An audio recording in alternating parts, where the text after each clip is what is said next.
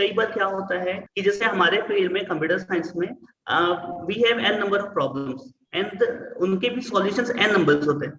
तो कई बार क्या होता है, जैसे मान लो मैं कोई प्रॉब्लम सॉल्व कर रहा हूँ, अब सर इसमें ये होता है कि हमको ना एक एफिशिएंट सॉल्यूशन जनरेट करना पड़ता है। तो सर कई बार क्या होता है कि कई बार वो जनरेट हो पाता है, कई बार नहीं हो पाता है, कई बार एफिशिएंट हो पाता है, कई बार नहीं हो पाता है। तो सर जब वो नहीं हो पाता है तो कैसे किया जाए सर? मतलब होता क्या है कि हम जब भी किसी प्रॉब्लम को सॉल्व करते हैं तो वहां पर तीन तरह के माइंडसेट होते हैं।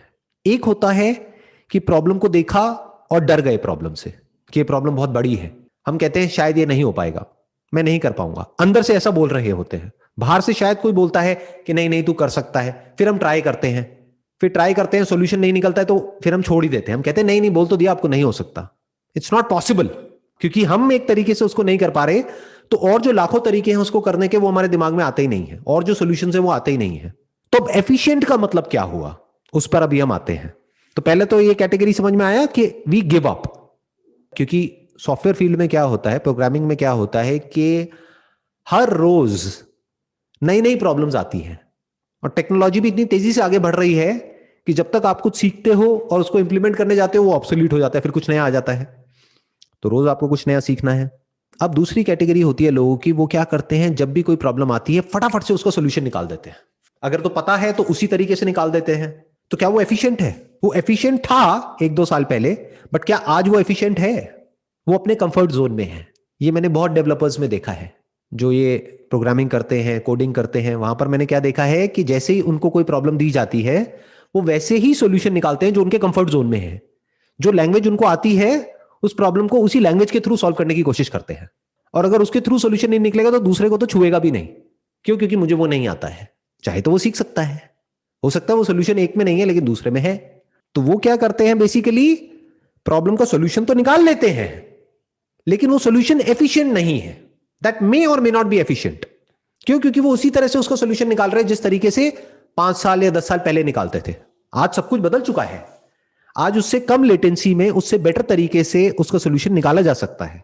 मानो अगर उसने एक क्वेरी बनाई जिसको एग्जीक्यूट होने में 5 सेकंड लग रहे हैं, तो आज ऐसी ऐसी जो नई टेक्नोलॉजीज हैं और जो नई लैंग्वेजेस हैं वहां पर हो सकता है 1 सेकंड लगे। लेकिन क्योंकि वो अपने पुराने पैटर्न में ही गोल गोल गोल गोल घूम रहा है तो 5 सेकंड में ही सॉल्यूशन निकाल करके अपने क्लाइंट को बोल देगा ये बहुत एफिशिएंट है। अब क्लाइंट को क्या पता क्या एफिशिएंट है?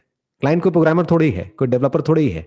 तो क्लाइंट कहेगा ठीक है, वो कहेगा देख लो थोड़ा बहुत कुछ हो सकता है। तो वो क्या करेगा, उसको थोड़ा बहुत ट्विकिंग करके, ऑप्टिमाइज करके, मानो इंडेक्सिंग करी, ये करा वो सब करके, और फिर कह देगा ये देखो 5 सेकंड से अब मैं 3 सेकंड पे ले आया। क्लाइंट खुश। But is it really efficient? ये उस डेवलपर को अपने आप से पूछना है। क्लाइंट को तो कुछ पता ही नहीं है, उसके लिए क्या 10 सेकंड, क्या 5 सेकंड, क्या 1 सेकंड। बट अगर वो एक्चुअल में एक एफिशिएंट सॉल्यूशन निकालना चाहता है एक प्रॉब्लम का, तो अब वो क्या करेगा, वो देखेगा कि इसका बेस्ट पॉसिबल सॉल्यूशन एक्चुअल में क्या है। That is actually efficient and that which connects to what the client wants. उससे पूछना पड़ेगा कि आप ये क्यों चाहते हो। बहुत बार क्लाइंट्स के पास में आंसर नहीं होता है, या क्लाइंट आपको आंसर देगा कि this is why I want this, how important is it for you. इसके बिना भी तो काम चल रहा है। तो क्लाइंट कहेगा हां इतना इंपॉर्टेंट नहीं है। तो क्या होगा कि क्लाइंट की जो थॉट प्रोसेस है वो फोकस्ड हो जाएगी। आप क्वेश्चंस पूछ करके क्लाइंट से ये निकलवा सकते हो कि एग्जैक्टली ये जो प्रोजेक्ट है इसके लिए 3 या 4 या 5 सबसे इंपॉर्टेंट चीजें क्या है उस क्लाइंट के माइंड में। अगर आप ये नहीं निकलवा पाए तो वो क्लाइंट क्या करेगा, आपका कभी पीछे छोड़ेगा ही नहीं। वो दिन में 50 बार आपके पास में आ जाएगा, अब ये करो, अब वो करो, अब वो करो, अब वो करो। आप एक लूप में फंस गए हो। It's like a never ending loop. जैसे किसी आदमी के डिजायर्स को पूरा नहीं किया जा सकता, तो जो भी वो सोच रहा है अगर उसको क्लियर ही नहीं है कि मुझे चाहिए क्या है तो भटकता रहेगा। बिल्कुल ऐसा है जैसे सड़क पे कोई निकल गया, उसको पता ही नहीं है मुझे जाना कहां है, कभी यहां जा रहा है कभी वहां जा रहा है, और आप उसके इंस्ट्रक्शंस को फॉलो कर रहे हो और सोच रहे हो बहुत एफिशिएंट तरीके से मैं काम कर रहा हूं। समझदारी किसे कहेंगे? जब क्लाइंट को क्लियरली पता हो कि मुझे क्या चाहिए, वो लिख करके दे आपको कि ये 5 चीजें मुझे चाहिए।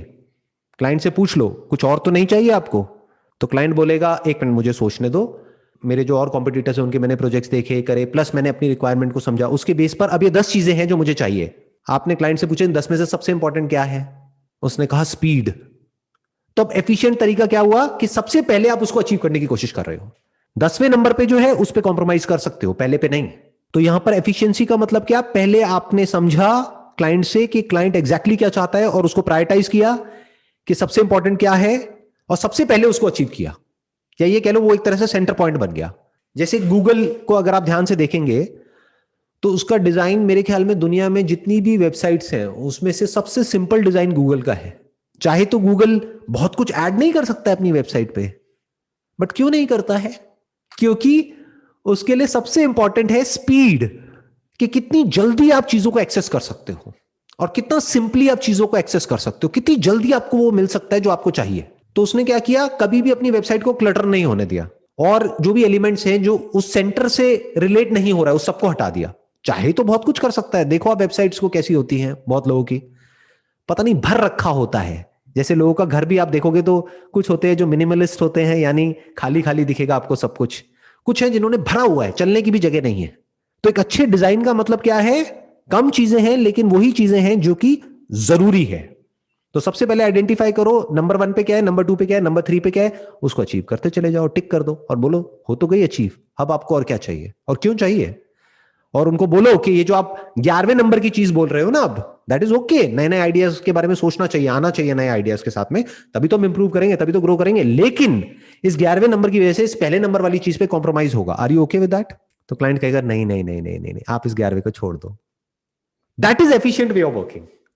सर मेरा नेक्स्ट क्वेश्चन है सर, जो हमारा एक इंटेलेक्ट होता है और जो परसेप्शन होता है उसको सर शार्प कैसे करते हैं सर? ये जो दो टर्म्स आपने यूज करी है, इंटेलेक्ट और परसेप्शन, पहले इसके बीच के फर्क को आराम से समझते हैं। परसेप्शन के बहुत सारे मतलब हैं। परसेप्शन का एक मतलब ये भी होता है कि जो हम अपने सेंसेस के थ्रू परसीव करते हैं।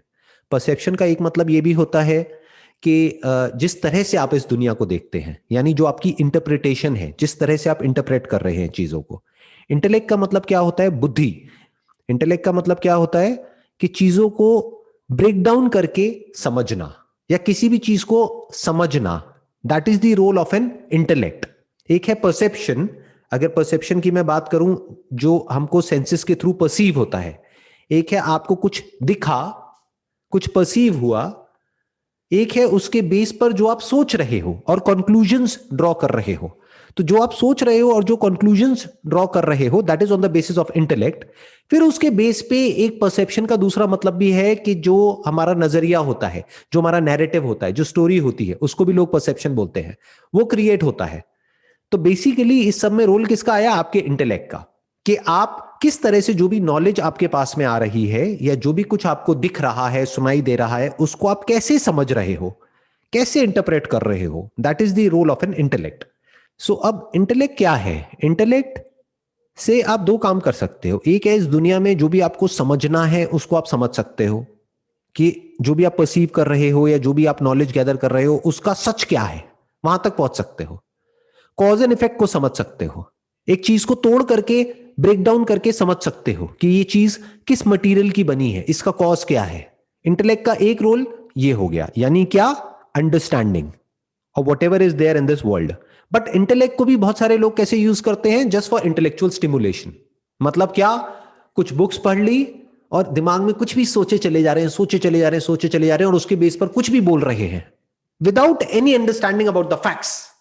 ऐसे लोगों को बहुत सारे लोग इंटेलेक्चुअल समझ लेते हैं, क्योंकि उनके पास में बहुत भारी भारी वर्ड्स होते हैं, उनकी जो लैंग्वेज होती है वो ऐसी होती है कि ज्यादातर लोगों को समझ ही नहीं आती है कि वो बोल क्या रहे हैं, या कुछ भी कहीं से पढ़ लिया, उसकी खिचड़ी सी बना दी और बना करके आपको प्रेजेंट कर दी। तो लोगों को लगता है कि अरे ये तो बहुत इंटेलेक्चुअल है, इसको तो सब पता है, मुझे कुछ नहीं पता है। बट उनको जो पता है वो गूगल को भी पता है, एक सर्च इंजन को भी पता है। तो that is not the right use of an intellect. Intellect का एक और रोल है, वो है टू कीप थिंग्स सिंपल, कि कॉम्प्लिकेटेड से कॉम्प्लिकेटेड चीज को भी आप बड़े ही सिंपल तरीके से देख सको। ये भी एक रोल है इंटेलेक्ट का। लेकिन ज्यादातर लोग इंटेलेक्ट को कैसे यूज करते हैं, वो सिंपल से सिंपल चीजों को भी कॉम्प्लिकेटेड बना देते हैं और उनको उसमें मजा आने लग जाता है। इसको बोलते हैं इंटेलेक्चुअल स्टिमुलेशन। और प्लस इंटेलेक्ट का एक और रोल है, बुद्धि का एक और बहुत बड़ा रोल है, कि जो भी हमको परसीव हो रहा है हमारे सेंसेस के थ्रू, या जो भी इस ब्रेन में थॉट्स चल रहे हैं, फीलिंग्स, इमोशंस, मेमोरी, उस सबको भी इंटेलेक्ट समझ सके, या ये कह लो इंटेलेक्ट की लिमिटेशन को देख सके, थॉट से थॉट की लिमिटेशन को देख सके। That is the only way to calm your mind, there is no other way. अगर आप थॉट्स में ही उलझे रह जाओगे तो बिल्कुल ऐसा है कि आप एक प्रिजन में फंस गए हो और आपको खुद को ही नहीं पता है। तो एक्चुअल में इंटेलेक्चुअल कौन है? वो इंसान जिसने एक्चुअल में इंटेलेक्ट की लिमिटेशन को देख लिया है, और आप ये भी कह सकते हो कि वो एक तरीके से इंटेलेक्ट से फ्री हो गया है, इंटेलेक्ट से ऊपर उठ गया। अब वो इंटेलेक्ट को यूज तो कर सकता है, बट इंटेलेक्ट उसके ऊपर हावी नहीं हो सकता।